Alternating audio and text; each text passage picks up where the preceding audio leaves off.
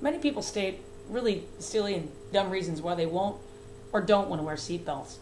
The facts state that they're proven to work and it's safer to wear them than not. So I'm going to go ahead and state the reasons why people don't wear seatbelts. State the facts that prove they are safer and prove that you, your passengers, and other drivers on the road are more likely to survive a car accident if you wear them. So it takes very little time, only a couple seconds, to put on your seatbelt. And if you make it a habit, it's going to take no effort at all. Still, many people state silly reasons, excuses why they don't want to put on their seatbelt. So 59% of those people state that they're only going to be driving a short distance, so why put it on? Well, most car accidents happen only a short distance from home. 52% of those people state they just forgot.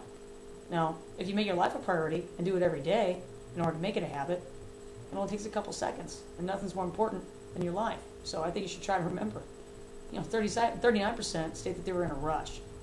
Once again, your life is the most important thing, but your friends and families would definitely want you to take those few extra seconds to put on your seatbelt. And 35% say they were just uncomfortable. Many devices can be used to enhance your comfort, if that's the case. Besides, being in an accident would definitely be a whole lot more uncomfortable. Stupid reasons and excuses for not wearing seatbelts and the accompanying facts that prove that they are safer proves the argument over and over again for using them versus not buckling up.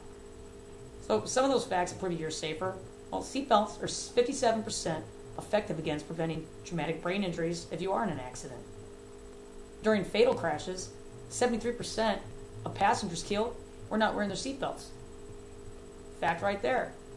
Only 1% of the occupants that were ejected in similar traffic accidents and vehicle accidents were ejected when wearing a seatbelt, compared to 20% of the ones who were ejected were not wearing seatbelts or restraints.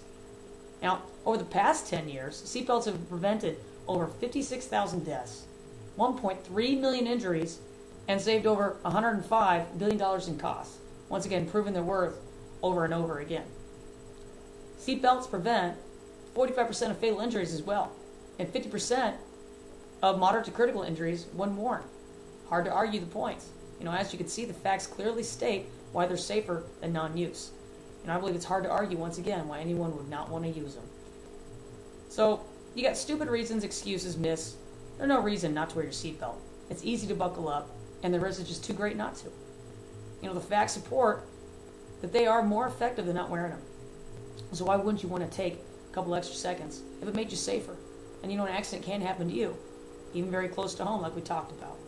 So in closing, individuals who choose to make excuses, still in the year 2008, to not wear seatbelts should be really ashamed of themselves. Facts prove that they're safer.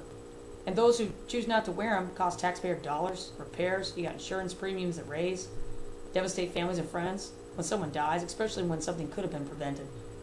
It's a responsible thing to do, to buckle up. Respect yourself, your occupants, and the others on the road. It takes only a couple seconds to make sure everyone in your vehicle is buckled up and ready to go. It's proven to help save life, prevent injuries, and it's the law.